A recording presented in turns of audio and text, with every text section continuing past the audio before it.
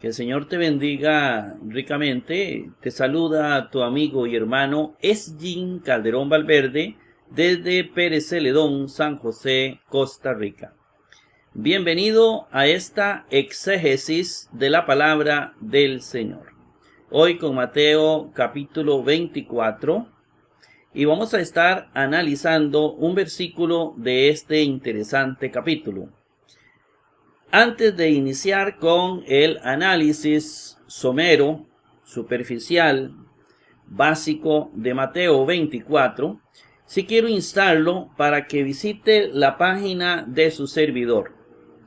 Le quiero aclarar que nuestras páginas y nuestros programas no tienen fines lucrativos, sino que el único objetivo es preparar personas que desean servir al Señor, aprendiendo griego, haciendo análisis de la palabra de Dios, formándose de la mejor manera para enfrentar un mundo complejo que estamos en este momento enfrentando. En este momento lo invito para que visite esta página gratuita. Es una página también gratuita, por eso aparecen una cantidad de mensajes, de comerciales, anuncios, no sé cómo le llamarán en su país. Y entonces es una página gratuita, pero una página de gran valor. Aquí he sintetizado a la derecha los diferentes títulos de lo que estamos haciendo.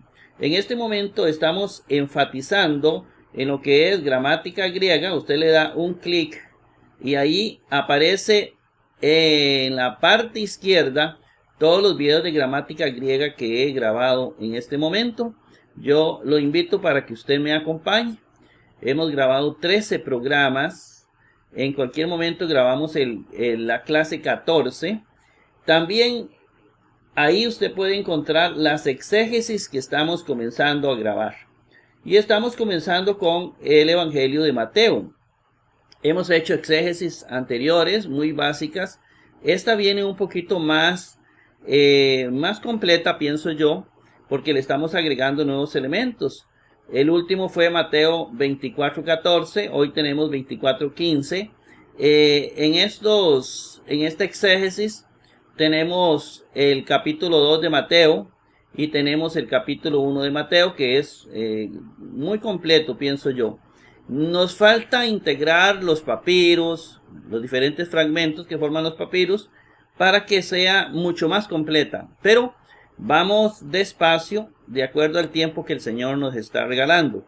Mateo capítulo 2 y Mateo, de ahí saltamos al capítulo 24, que me parece que es un capítulo muy solicitado y muy necesario en nuestros tiempos, dado lo que está ocurriendo a nivel mundial con el auge del ateísmo y estos movimientos que atentan y odian a la iglesia de Jesucristo. Bueno, no solo a nosotros, odian todas las religiones. Es un movimiento ateo de izquierda muy peligroso y tenemos que estar preparados porque nos suena a venida de Jesucristo. Entonces lo invito para que usted nos acompañe. Inmediatamente pasamos a el capítulo 24 de Mateo y nos vamos a ir directamente hasta el versículo porque aquí no lo había buscado todavía. Entonces nos vamos a ir al versículo 15, a ver si aquí lo tenemos. Este versículo 15, que es el que vamos a trabajar en esta oportunidad. Dice la palabra del Señor: por eso cuando vieres la abominación de la desolación, lo dicho por medio de Daniel, del profeta. Jesucristo ubica a Daniel como un profeta. No así está en los libros, ¿verdad? En la división de los libros del Antiguo Testamento por los judíos. Dice, colocando en lugar santo, el leyendo capte, el que lee capte. Este es el versículo que vamos a analizar en esta oportunidad. Vamos a verlo a través de los códices. ¿Qué dicen los códices sobre este versículo que nos pone aquí Nestle y Alan? Otan un idite, to deligma, tis erimosios, to risen dia Daniel, tu profito, estos en topo agio o anaginoscon noito. Este es el versículo. Vamos a ver si esto concuerda con lo que dice los códices más antiguos que tenemos, que es el Vaticano y el Sinaítico. Si eso es lo más antiguo, y aparte de eso hay papiros. Tenemos que ir viendo cuáles versículos tienen papiros, cuáles no tienen, y ver textos más antiguos que nos van a decir que esto no es como dicen algunos ateos de nuestro siglo presente, que estos evangelios nacieron en el siglo IV. No, hay papiros, hay libros históricos que fueron escritos antes del siglo IV, que mencionan ya los textos evangélicos, ya existían. Ahora, que a partir del siglo IV, ¿por qué tenemos completo estas copias? ¿Y por qué no hay antes? Bueno, recordemos que antes de Constantino había una persecución brutal contra la iglesia, donde se quemaban libros. Entonces las copias que se mantienen fueron muy escasas y Constantino hizo hacer copias de el Nuevo Testamento para mandarla a muchas iglesias para que existieran. Gracias a Constantino, pues tenemos muchas copias del Nuevo Testamento. Tuvo una vida moral no muy santa, es cierto, pero en su momento fue utilizado por el Señor para que se hicieran muchas copias, aparte de la libertad religiosa, la libertad de perseguirnos. La libertad religiosa con Constantino pues surge. Entonces, eso para nada más aclarar. Vámonos entonces a los códices que tenemos del siglo IV, que hay dos códices muy completos, que es uno es el códice sinaítico, que lo vamos a tener a la izquierda, y el código vaticano a la derecha. El código sinaítico y el Vaticano son muy completos, doctrinalmente vienen bien, como lo vamos a comprobar, cómo podemos confiar en el texto de Nestle Aland. Esto es lo que nos dice por qué podemos confiar en este texto, porque ellos se sujetan al siglo IV o a manuscritos más antiguos. Entonces sí podemos confiar en ello. Un trabajo muy elaborado de Nestle y Aland y otras personas también que intervinieron para tener lo que tenemos en este momento. Estos códices, tal vez la diferencia es que parece que hay mucho más cuidado en escribir en el Vaticano que en el Sinaítico. El Sinaítico a veces como que alguien le está dictando, no lo está copiando, no es tan fiel en su copia.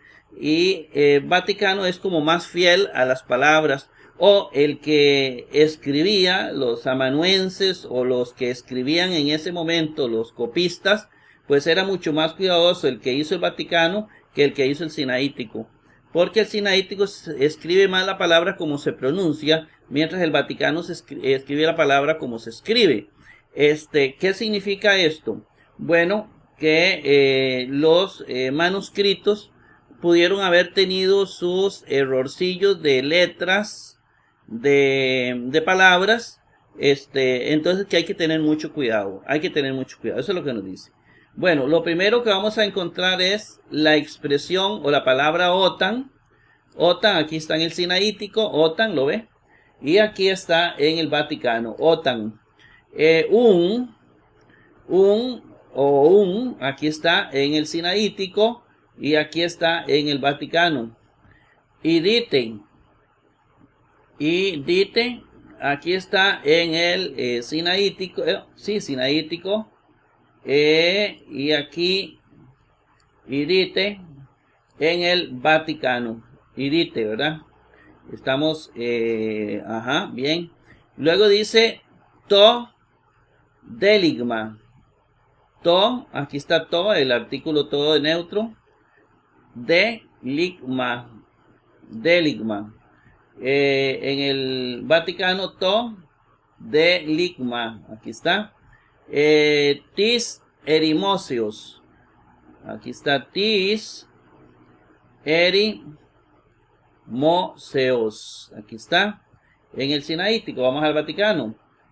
tis erimoseos. Ahí está. To risen. To risen. To risen. La ni se omite y por eso se pone esta rayita. Erimoseos. Ahí la terminaba aquí, ¿verdad? To risen. Bien. Dia por medio de dia. Muy bien. Sigue Daniel, ¿verdad? Daniel, aquí está. Daniel, aquí parece que vamos a ver. Daniel, aquí está Daniel. Día, y parece que aquí hay alguna omisión, ¿verdad? Falta la delta. Di, a menos que sea aquí se haya omitido di para que no quede muy pegado, y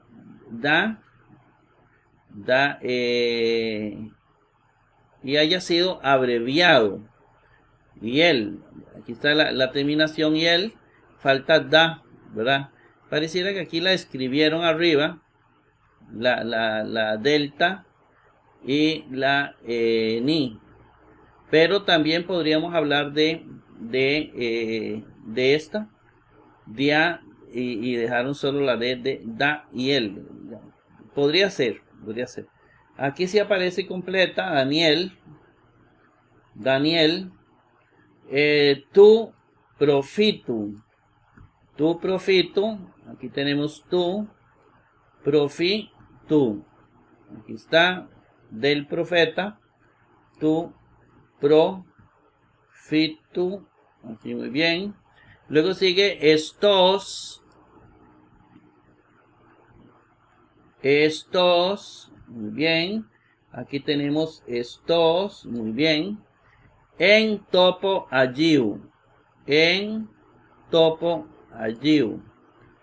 entonces viene en topo agiu. Vamos al Vaticano. En topo agiu. Jo anaginoskon. O anaginoskon. Eso se hace también pegado, recuerden. Anaginoskon. O anaginoskon.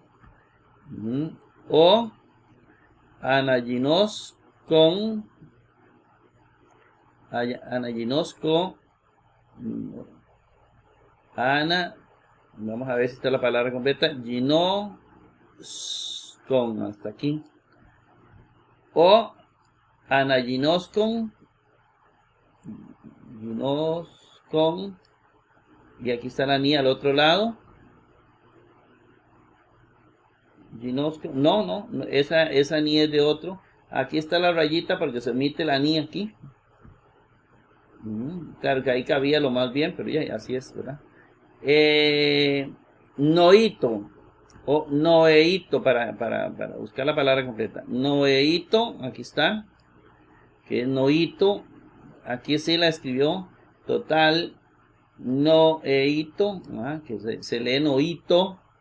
Bien, como ustedes pueden ver, podemos confiar en el texto de Nestle Aland, que viene muy bien del código vaticano y sinaítico. Pasamos al cuadro comparativo. Prepárese porque aquí viene un poquito extenso esta explicación, pero muy interesante. Bueno, la vamos a dividir en dos partecitas, pero dentro de la misma parte, porque es que se tiene que entender integrado, no separado. A partir del versículo 8, pónganme mucha atención, comienzan los dolores de parto, la persecución y el odio contra los cristianos, que es lo que ocupa más espacio en el capítulo 24. Es lo que más abunda, lo que Jesús más habló en el capítulo 24 es sobre lo que llama ahí la gran tribulación. El nombre la gran tribulación lo está dando el mismo Jesucristo más adelante en un versículo de este mismo capítulo 24. Que será una tribulación tan grande, es una tribulación grande contra la iglesia, contra los cristianos. Y no hay manera de pensar de otra forma. No, es una persecución contra la iglesia. Y Jesús comienza a hablar de los dolores de parto.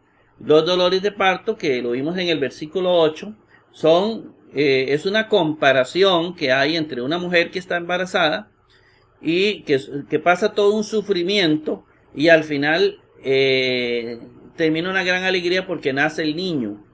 Eso es una comparación entre el gran sufrimiento que tiene la iglesia ahorita, que son como dolores de parto de una mujer, y después va a recibir la gran alegría que es la venida de Jesús, que nos lleva con él. Eso es más o menos la comparación de los dolores de parto del versículo 8 con la persecución y la venida de Cristo. Son dos datos pegados: la tribulación, inmediatamente la venida de Jesucristo. Así lo presenta Mateo 24. En este versículo 15, Jesús va a explicar el detonante, el punto de partida de estos dolores de parto o gran tribulación. Es lo que va a explicar Jesús en Mateo 24, 15, de aquí en adelante. Es decir, ¿qué es lo que detona este odio y esta persecución contra la iglesia de Jesucristo antes de la venida de Cristo? Porque han existido muchas persecuciones contra la iglesia, comenzando por las persecuciones romanas, que fueron brutales en 3 siglos enteros. Todo lo que fue parte del siglo I, el siglo II, el siglo III, y ya en el siglo IV se calma con Constantino. Pero antes de eso la iglesia sufrió una persecución brutal, 3 siglos, casi 3 siglos. Pero a diferencia de eso, la persecución que relata Mateo 24 es una persecución antes de la venida de Cristo. Y de acuerdo a lo que dice la misma Sagrada Escritura, tiene que darse después del Sexto Imperio. El Sexto Imperio, el Sexto Reino, es Roma. Roma es el Sexto Imperio porque lo dice el mismo Juan en el Apocalipsis cuando dice 5 han pasado. Uno está, que era Roma, dice, y el otro no ha venido, es el anticristo. Entonces, supuestamente el Sexto Reino, que es el Imperio Romano, que termina en el siglo, por cierto, IV, y a partir de ahí comienzan los bárbaros, y de ahí no ha venido un imperio mundial que domine la tierra. Entonces no ha venido el anticristo. A partir de ahí entramos en un momento distinto. Entonces, para ir entendiendo. Pero entonces esta tribulación Jesús lo ubica antes de su venida. Entonces hay que interpretar los datos de atrás para adelante. Viene la venida de Cristo, y antes de la venida de Cristo, 3 años y medio, viene una persecución. 3 años y medio antes de que Cristo venga, viene una gran persecución contra la iglesia. Y cuando Cristo venga, se lleva a la iglesia. Bueno, la gran señal, el detonante, el punto de partida de esta tribulación que pasará a la iglesia es, de acuerdo a esto, es la colocación en el lugar santo de la abominación de la desolación dicha por el profeta Daniel. Ese es el detonante. Por eso Jesús dice, por eso cuando viene la abominación de la desolación dicha por medio del profeta Daniel, hay que ver qué dice Daniel, colocado en el lugar santo. Es decir, el lugar santo, ahorita lo vamos a explicar, es Jerusalén, es el lugar santo, el lugar escogido por Dios. Entonces, cuando esté en Jerusalén, en el lugar santo, supuestamente el templo de Jerusalén, Daniel va a hablar del ala del templo de Jerusalén, el ídolo abominable, porque así lo vamos a ver ahorita en Daniel. Entonces ahí será el momento en que inician 3 años y medio antes de la venida de Cristo. Esos 3 años y medio pueden ser simbólicos, acoto, ¿verdad? Bueno, para comprender la abominación de desolación del profeta Daniel, debemos irnos a las profecías de Daniel del capítulo 7 al capítulo 12 de Daniel, para que usted se lo lea, lo analice, y lo vamos a ir viendo acá. 3 Tres cosas que necesitamos entender para que este versículo cobre vida en nosotros. Primero, la abominación de la desolación. ¿Qué es eso? Lo segundo, ¿quién es el profeta Daniel? ¿Y qué es el lugar santo? Que ya dijimos que es Jerusalén. Bien, esto clarito, entonces pasamos a las profecías de Daniel. Las vamos a ver en orden. El primero que vamos a ver es un sueño de Daniel en capítulo 7, del 1 al 28. Y vamos a ir haciendo una comparación porque el libro del Apocalipsis, el antecedente principal del libro del Apocalipsis es el libro de Daniel.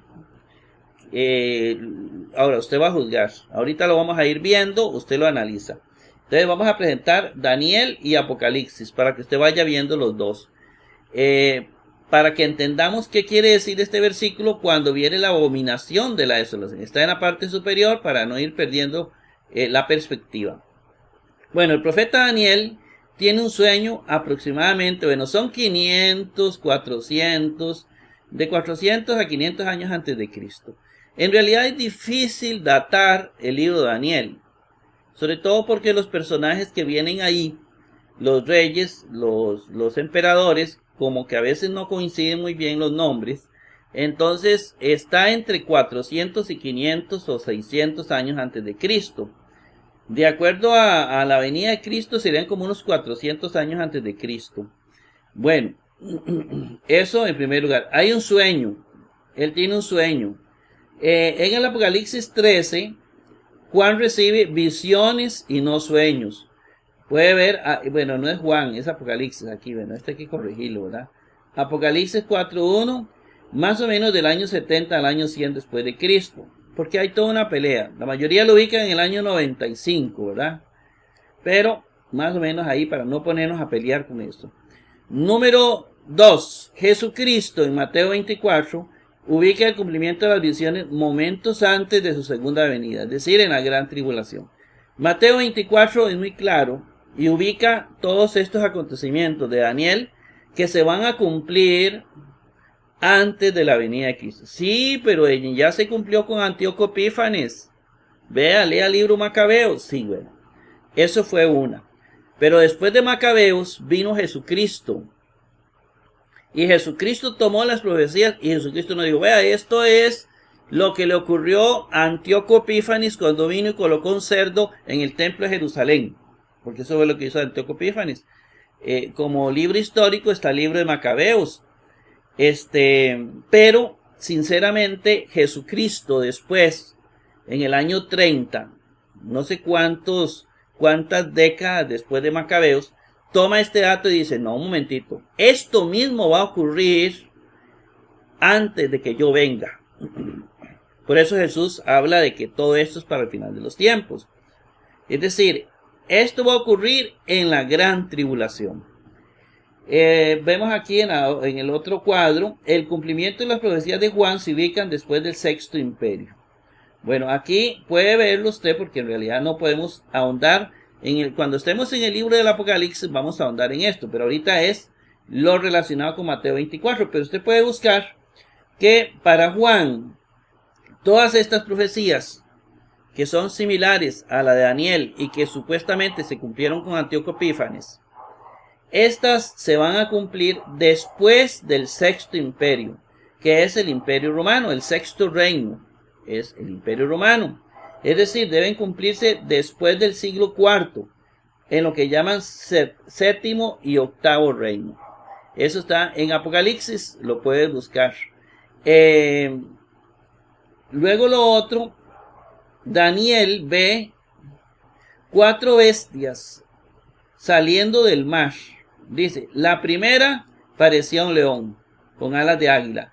La segunda parecía un oso. La tercera parecía un leopardo con cuatro alas y 4 cabezas.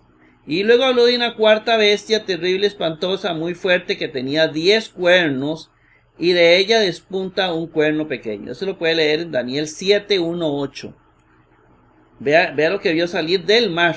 Pues Juan ve algo parecido. Juan ve una bestia, ya no vio 4 bestias, sino una que sale del mar, que tiene 10 cuernos. Ve, una de las que sale del mar, la cuarta, tiene 10 cuernos. Ahora, tiene 7 cabezas y sobre los cuernos 10 coronas. Es decir, son 10 reyes, 10 presidentes, 10 líderes de países. Nombres de blasfemias porque son personas que van a hablar contra Dios, contra la iglesia. Como ve usted el montón de blasfemias que están tirando los gobiernos en este momento a nivel mundial. Esta bestia, dice Juan, que se parece a un leopardo, los pies como de oso, la boca como de león. Vea que son los mismos animales que vienen aquí, el mismo zoológico que viene aquí en Daniel 7:1-8, lo menciona Daniel en una sola bestia. Daniel está hablando de la cuarta bestia. Esa cuarta bestia para Daniel, para Juan, para el Apocalipsis, hablemos así, esa cuarta bestia no ha venido. Muchos dicen, es que Juan se refiere a Nerón o a Domiciano. Puede ser. Pero resulta que este monstruo no es del Imperio Romano. No es ningún Imperio Romano. ¿Por qué? Porque más adelante, leas el Apocalipsis 17, dice que no es el sexto reino. El sexto reino es el Imperio Romano. Es el séptimo y octavo imperio. El octavo es lo que Daniel llama el cuerno pequeño. Del séptimo es de donde el anticristo va a alimentarse para formar su reino final. Entonces, para que tengamos en cuenta, el cuerno pequeño de Daniel se ve reflejado en el octavo reino, que es el anticristo. ¿Ve? Entonces, ahí está el cuerno pequeño. Vamos al otro texto. Vamos a pasar a la otra diapositiva. Seguimos con Daniel 7:1-28. Daniel pasa a una escena en el cielo. Y ahora Daniel 7:9-14. Dice ahí, óigame muy bien todo lo que dice Daniel. Se preparan unos tronos, ¿verdad? Hay un anciano que se sienta. Ese anciano representa a Dios Padre. Es Dios. Es el que le da toda autoridad, es el que manda. Hay un anciano que se sienta en un trono, es Dios, es el Padre. En el versículo 11 dice que la bestia es destruida. ¿Cómo es destruida la bestia? Si usted lee Mateo 24, la bestia también es destruida con un gran terremoto. Igualmente lea Apocalipsis capítulo 6. Entonces la bestia fue destruida. Es lo mismo. Este es todo el antecedente de Mateo 24, de donde toma Jesús toda la teoría escatológica y de donde se toma el libro del Apocalipsis. Pues aquí está parte de la base que no podía ser dicho de otra manera, porque no se puede contradecir la palabra de Dios. Dice, seguimos en Daniel, las otras bestias que quedaron vivas para un momento determinado, no a todas las mató. En Apocalipsis viene el gran terremoto, en Mateo 24, después de la bestia, de la gran tribulación, viene un gran terremoto y no mata a todas las bestias. Digamos, no, el ser humano sigue viviendo, ¿no? La iglesia se va, pero la iglesia en la tierra queda, esperando un momento final después del milenio, porque viene lo que se llama el Armagedón, ¿verdad? Una gran guerra, hablemos así, no enredemos el asunto. Cuando estemos en Apocalipsis ya sí nos vamos a entender. Entonces, así en ese orden viene la gran tribulación con el anticristo, nos persigue por 3 años y medio. Ahorita va a ver las evidencias. Viene inmediatamente un gran terremoto, algo parecido a como que Yellowstone explote y acabe con casi más de la mitad de la tierra y las islas desaparezcan, etc. Luego viene inmediatamente Jesucristo, puede ser simultáneamente con el gran terremoto, se lleva a la iglesia, viene la resurrección, primera resurrección de muertos, porque van a haber 2, la primera solo para cristianos, se los lleva a Jesús y vamos a estar para siempre con el Señor, y en la tierra quedan los demás, y el mundo sigue, con sus sufrimientos, con toda digamos así, la crisis ecológica y la crisis de meteoritos y un montón de cosas sobre la tierra. Eso hasta ahí es lo que quiero que entienda. Bueno, entonces, por eso dice, las otras bestias quedaron vivas para un momento determinado. Ahora, después de eso, dice, ve venir, voy en este otro, ¿verdad? Ve venir sobre las nubes del cielo a un hijo de hombre, óigame bien, ya este no es el anciano, a un hijo de hombre, a alguien parecido a un humano. Lo usa mucho Daniel, hijo del hombre. Parece que Jesús pudo haberse inspirado en Daniel para hablar del hijo del hombre. El hijo del hombre refiriéndose a las profecías que estaban sobre un hijo del hombre. Por eso Jesús lo usa mucho. Aquí Daniel lo utiliza, el hijo del hombre. El hijo del hombre es Jesús que viene. Dice, se dirigió al anciano. ¿Quién es el anciano? A Dios Padre. Por eso algunas sectas que dicen que el Padre y el Hijo es el mismo, bíblicamente pues como que no calza. Jesús es uno y el Padre es otro. Aquí vemos a Jesús y vemos al anciano que es el Padre. Y se le da a ese Hijo de hombre poder, honor y reino, y todos los pueblos, naciones y lenguas le servirán. Su poder es eterno y nunca pasará, y su reino no será destruido. Es algo parecido a lo que viene en Apocalipsis 4 y 5, donde el que está sentado en el trono tiene una relación con el Cordero y le da a ese Cordero todo el poder y la gloria, ¿verdad? Eso es lo mismo. Aquí se habla de un hijo del hombre. Después de la gran tribulación, aquí en Mateo 24, viene Jesús por su iglesia y Jesús usa el mismo orden de Daniel. Jesús usa el mismo orden de Daniel. Vamos con la explicación aquí abajo. Dice, la explicación de Daniel en 7:15 es la siguiente.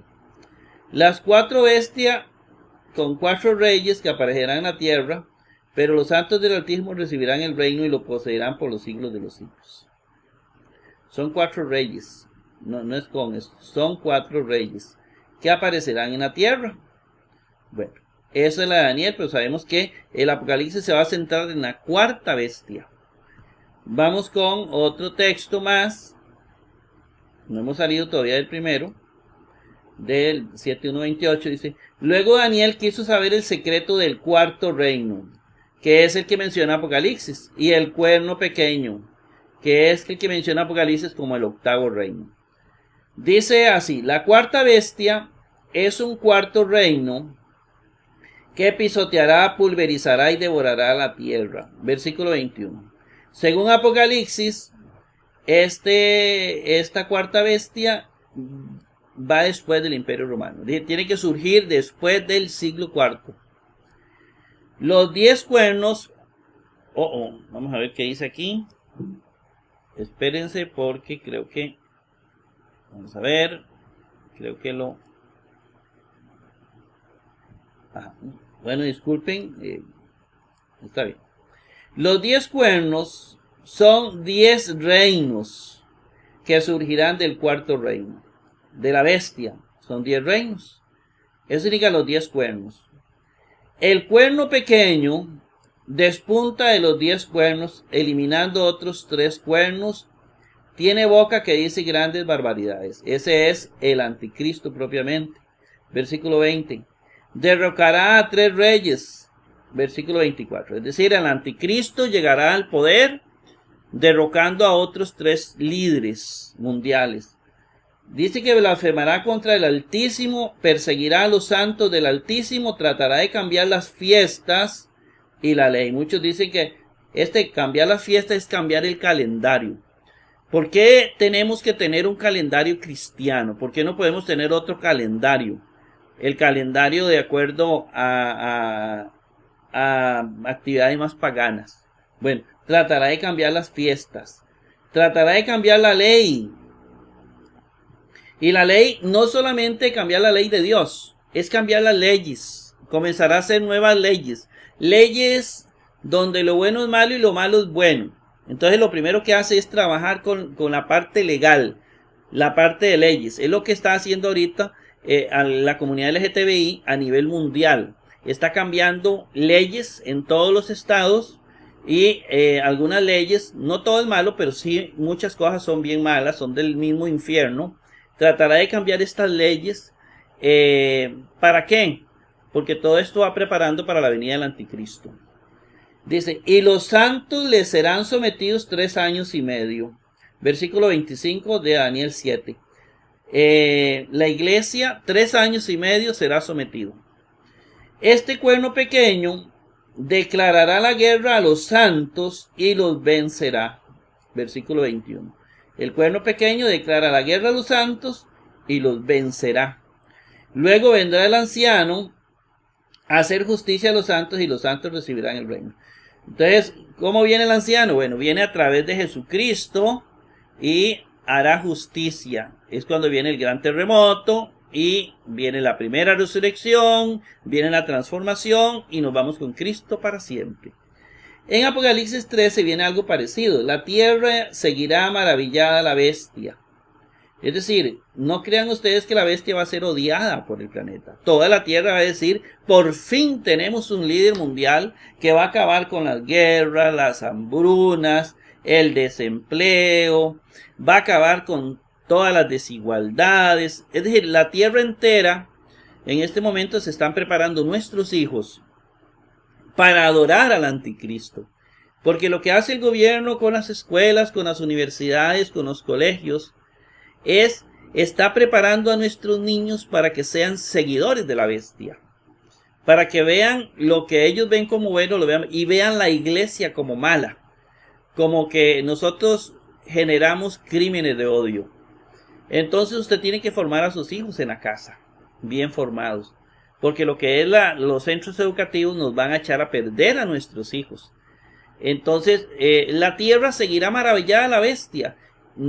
Todo el planeta estará preparado para adorar a esa bestia, a ese anticristo lo admirará toda la tierra. De acuerdo a Apocalipsis 13, cuando lleguemos a Apocalipsis lo vamos a ver, que él va a acabar con toda la problemática social. Aquí no nos vamos a entrar todavía a eso. Bueno, luego dice, la tierra adorará al diablo por haber dado este poder a la bestia. Bueno, la gente adorará al diablo, a Satanás. Y de hecho, en este momento tenemos un incremento de satanismo a nivel mundial. Vemos cómo los movimientos feministas tienen brujas, personas que desfilan vestidas de brujas, dicen expresiones demoníacas. Vemos también en muchos lugares están haciendo iglesias, no sé si lo hacen a propósito por odio contra nosotros para provocarnos, pero sea como sea, lo que vemos es que en muchos lugares están haciendo cultos a Satanás y se están metiendo también en las universidades para que los jóvenes sí lo sigan a ellos. Dentro de poco tendremos sacrificios también humanos para Satanás. La bestia hablará grandes blasfemias. Bueno, eso ya lo tenemos, que cómo blasfeman contra Dios, contra la Biblia, contra los pastores, contra todos los líderes religiosos. Vendrá una lucha no solamente contra los cristianos evangélicos, no. Vendrá una lucha contra los católicos, contra los testigos de Jehová, contra la luz del mundo, contra los judíos, contra los musulmanes, contra toda religión. El objetivo va a ser acabar con la religión en el planeta. Bien. Entonces, grandes blasfemias, y tendrá autoridad por 3 años y medio según Apocalipsis. Vea, ¿de dónde se tomó Apocalipsis? Del mismo libro de Daniel. Versículos 5 y 6 de Apocalipsis 13. Hará la guerra a los santos y los vencerá. Versículo 7. Apocalipsis 13, 7. Lo mismo que dice el libro de Daniel. El cuerno pequeño declarará la guerra a los santos y los vencerá. Es lo mismo, es tomado, es una inspiración. Bueno, seguimos, hermanos, porque esto es importante que lo tengamos todo junto. Dice en la segunda visión de Daniel, bueno, rescatamos ahí lo del cuerno pequeño, Daniel 8, 9. Este cuerno, el cuerno pequeño, crece hacia el sur, al este, hacia la tierra del esplendor. Creció hasta alcanzar el ejército del cielo, derribó por tierra una parte del ejército, pisoteó sus estrellas, llegó incluso hasta el jefe del ejército, suprimió el sacrificio perpetuo, socavó los cimientos de su santuario, le entregaron el ejército, en lugar del sacrificio instauró la iniquidad, tiró por tierra la verdad y en todo cuanto emprendió tuvo éxito. En Apocalipsis 13, a la bestia se le dará el poder de hacer la guerra a los santos, vencerlos. Y fue dada autoridad sobre toda tribu, lengua, pueblo y nación. Versículo 7. Es lo mismo, ¿verdad? tendrá poder sobre todo el planeta, quitará el sacrificio en Israel y pondrá el ídolo de la iniquidad en Israel. Un santo preguntó en el libro de Daniel: ¿cuánto durará la visión, el sacrificio perpetuo, la iniquidad desoladora, el santuario, el ejército pisoteado?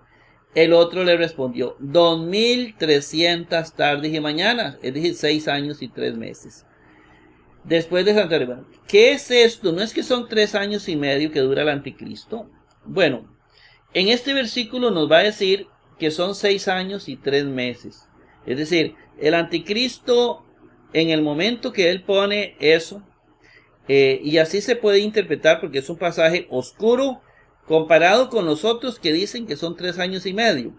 Bueno, estos 6 años y 3 meses se refiere desde el proceso inicial que comienza el anticristo.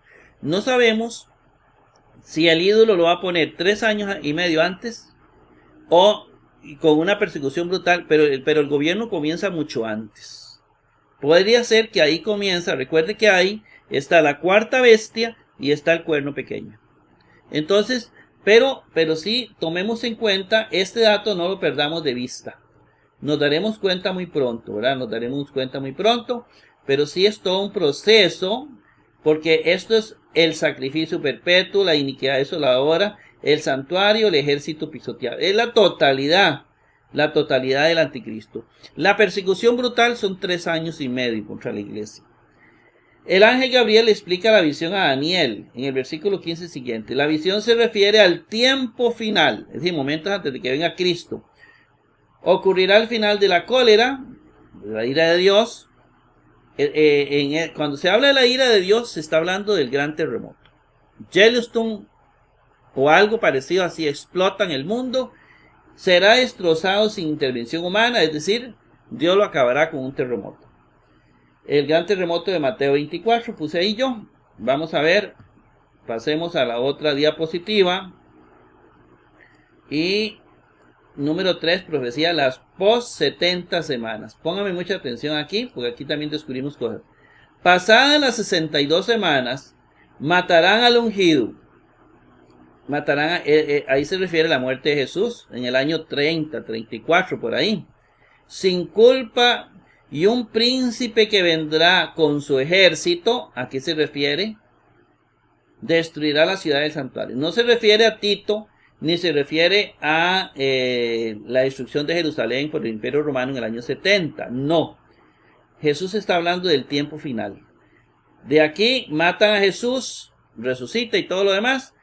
Y luego viene, en un momento de la historia, antes de la segunda venida de Jesús, viene el anticristo. Su fin será un cataclismo, porque vendrá un gran terremoto, como lo describe la mayoría de libros, y hasta el final de la guerra durarán los desastres anunciados. Bueno, son 62 semanas. Ahorita sacamos esto con base en el versículo que sigue. Sellará una firme alianza con muchos durante una semana. Ponga atención. Y en media semana suprimirá el sacrificio y la ofrenda, y pondrá sobre el ala del templo el ídolo abominable hasta que la ruina decretada recaiga sobre el destructor. Bueno, vamos a ver lo siguiente. En media semana suprime el sacrificio. ¿Qué es media semana? Media semana son 3 días y medio, 3.5. Se colocará en el lugar santo el ídolo abominable. ¿Está bien? La media semana, 3 días y medio. La semana tiene 7 días. 3 días y medio. ¿Será el antecedente de los famosos 3 años y medio? De aquí salió. Es decir, 3 días y medio serán los 3 años y medio que habla la Biblia. Porque si es así, Daniel dice que pasarán 62 semanas. Significa que si cada día es un año, 62 semanas por 7 días son 434 años. De acuerdo a la lógica del versículo 27. Es decir, 3 días y medio son 3 años y medio.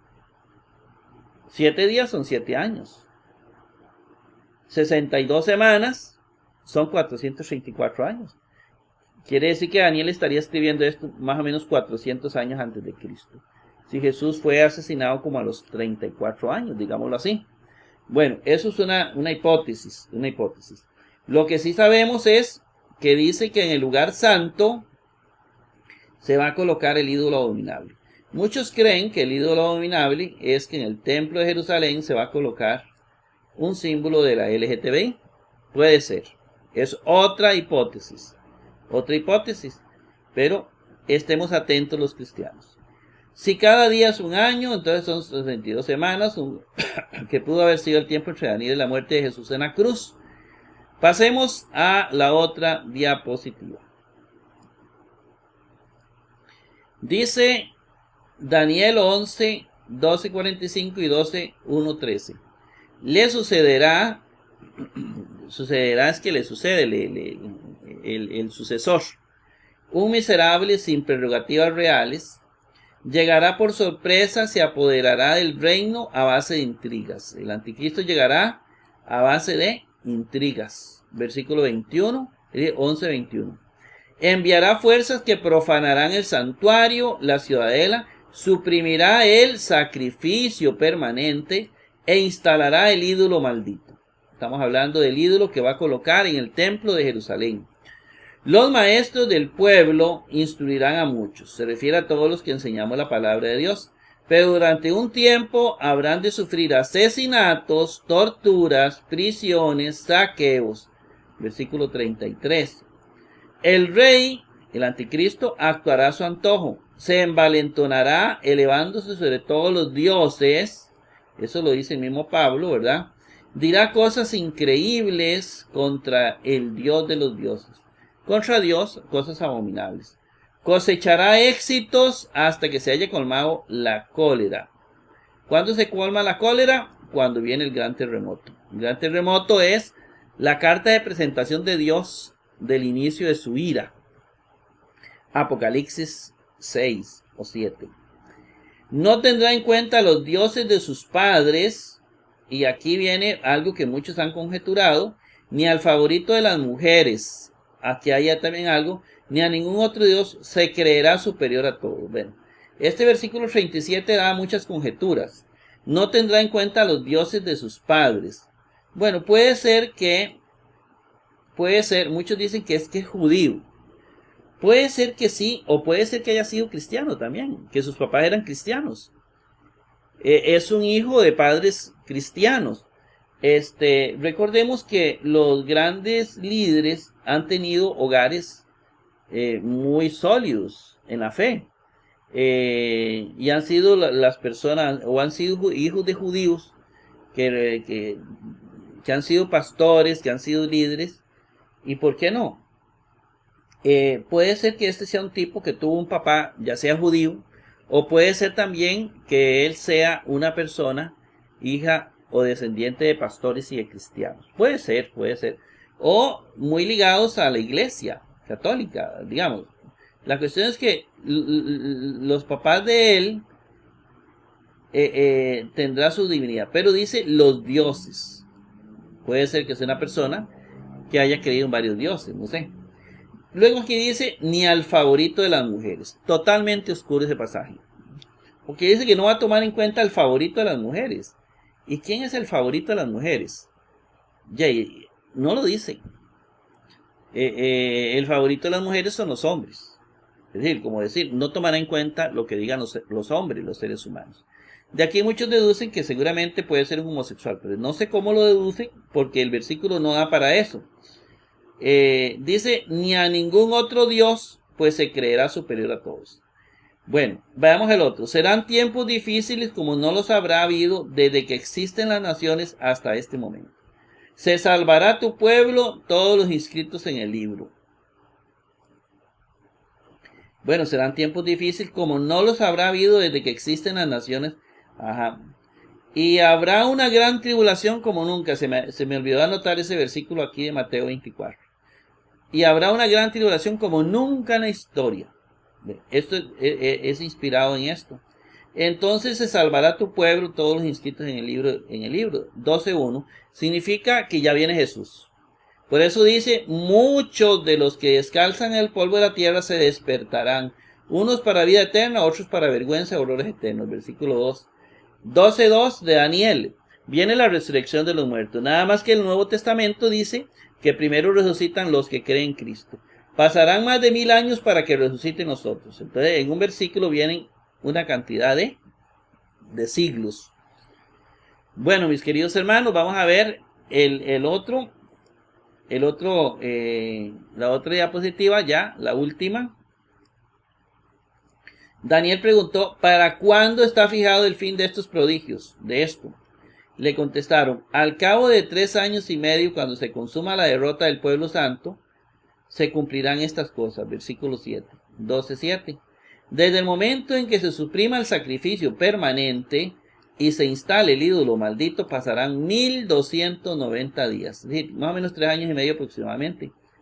Versículo 11. Dichoso el que espere los 1335 días. Un poquitito más. Hay que esperar casi 4 años con esta persecución brutal, porque ahí ocurre algo lindo. La iglesia será liberada. Bien, hermanos, este es el panorama del libro de Daniel. Ya ahora sí, ya entendemos lo que nos quiso decir Jesús con el ídolo abominable. Ya lo entendemos. Vámonos al interlineal, ahora sí. Y en el interlineal ponemos la pluma. Y bueno, lo primero que encontramos es la palabra OTAN. Que OTAN es una conjunción subordinada en el momento que, por eso se puede traducir el OTAN en el momento que, aquí está, en el momento que, pero luego viene una conjunción que se escribe, que se traduce antes. Y es una conjunción coordinada inferencial que traducimos como por eso.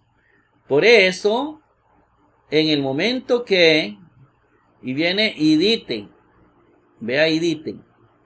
Idite, en este caso, idite, lo tenemos por acá, es un verbo, aoristo subjuntivo activo, viene de orao, que se traduce como ver. Por eso, aquí lo tenemos. Y aquí viene el paradigma verbal de orao. Es un auristo, es tiempo auristo, ¿lo ve? Dice que es subjuntivo. Subjuntivo significa que es del modo subjuntivo. Significa que tiene que estar en esto. ¿Está bien? Es subjuntivo y significa que tiene que estar en esto. Es decir, es este. Ahí lo dice, ¿verdad? Eso para que me aprenda esto. Y dice que activo, voz activa. Entonces, ¿cómo se va a traducir? Porque es ver. Entonces, yo sería así. Yo viere, tú vieres, él viere. Y dice que es segunda plural. Idite. Y lo vemos aquí. No sé si usted lo puede ver bien. En una pantallita grande, la mía es un poquito grande, yo sí lo veo. Idite está aquí, ¿verdad? Idite es, nosotros viéremos, vosotros viereis. Vosotros viereis. Por eso se traduce viereis. Por eso, en el momento que viereis, estamos claritos, un auristo subjuntivo. Pasamos de diapositiva. Viereis to deligma. To deligma, bueno, to me va a decir que es un sustantivo neutro, pero lo vamos a ver aquí. Deligma está aquí. Dice que es un sustantivo neutro singular acusativo. Viene de deligma, que se traduce como abominación. Deligma, abominación. Entonces, dice que es to deligma, viene, aquí hay uno como nominativo, pero también hay uno aquí que es acusativo. ¿Y cuál es? Bueno, aquí nosotros decimos que es un acusativo, ¿verdad? Cuando vieres a la abominación, nosotros siempre decimos la abominación. A la abominación se refiere a ella. Ajá. A la abominación, vamos a pasar la pluma. Tis erimocios. Y tis erimocios, pues, bueno, primero veámoslo aquí. Tis erimocios. Es un sustantivo, erimocios, femenino singular genitivo, obviamente porque el artículo se nota que es genitivo femenino.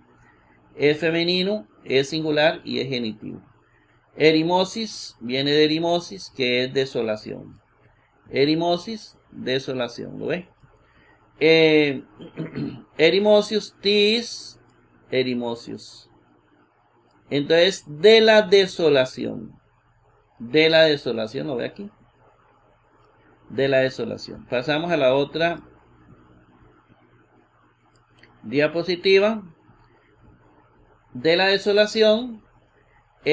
Torritzen. Torritzen, aquí está. Es un participio. Aoristo pasivo, neutro singular acusativo. Viene de lego, decir. Pero esto ya es un participio. Viene del lego, que es decir. Lo importante de esto es que es pasivo. Cuando son los participios, veamos si es activo, si es pasivo, si es medio. Es pasivo. Entonces significa que estos se traducen como los gerundios. Primero lo ubicamos dentro del neutro singular acusativo. Neutro, singular y acusativo.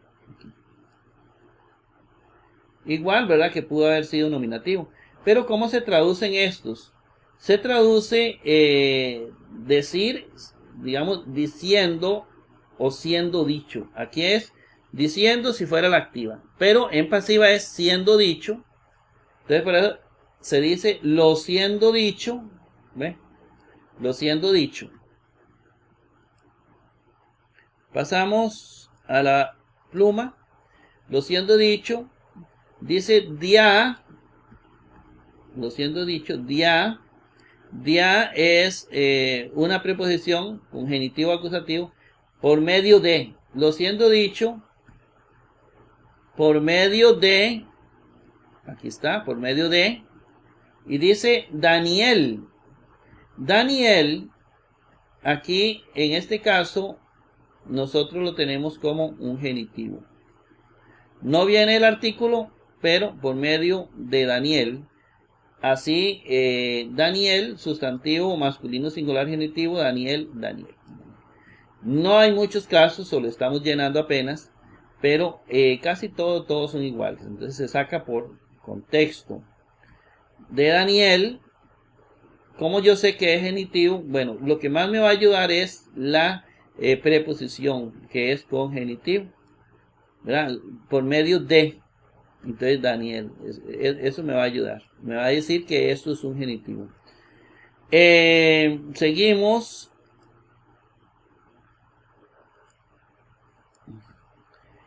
Por medio de Daniel, dice tu profito. Tu profito, bueno, comencemos el profito aquí. Profito viene, es un sustantivo masculino singular genitivo. Viene de profitis, que es profeta. Profitis, que es profeta. Ahora, aquí me dice el artículo, ¿verdad? Me dice que es un genitivo.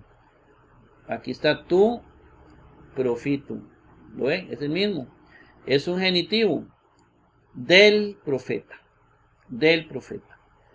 Por eso lo hemos traducido del profeta. ¿Lo ve aquí? Del profeta. Pasamos a la otra diapositiva. Del profeta. Y viene estos. Estos, aquí lo tenemos, es un participio. Perfecto activo, neutro singular acusativo. Viene de istimi o istimi, que es colocar. Istimi, que es colocar. Es perfecto, ¿verdad?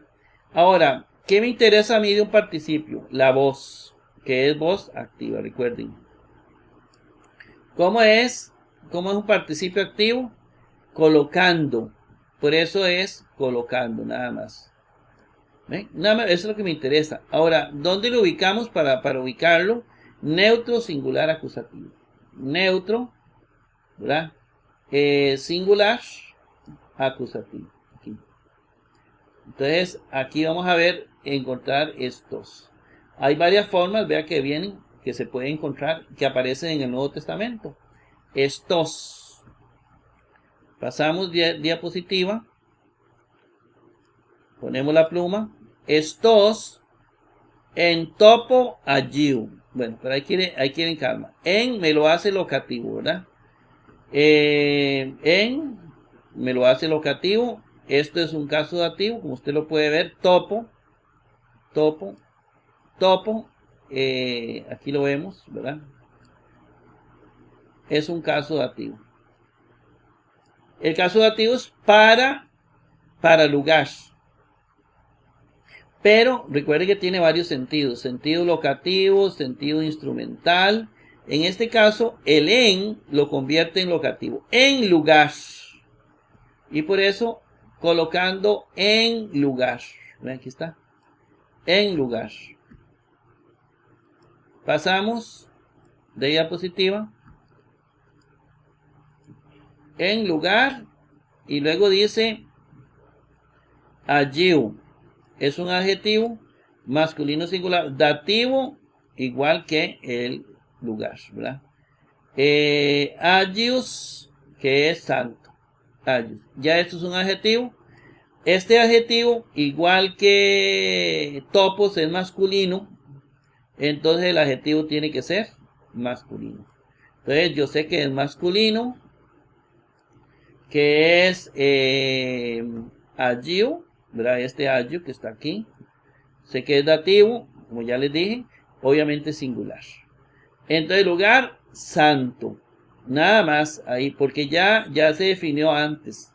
En lugar santo. Luego sigue el otro caso. Vamos a ver. En lugar santo.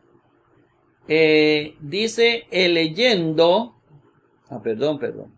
Jo anaginoskon. Anaginoskon, ho anaginoskon, ¿verdad? Bueno, ho anaginoskon es un participio, anaginoskon, presente activo. Recuerden que en el participio tenemos que saber la voz.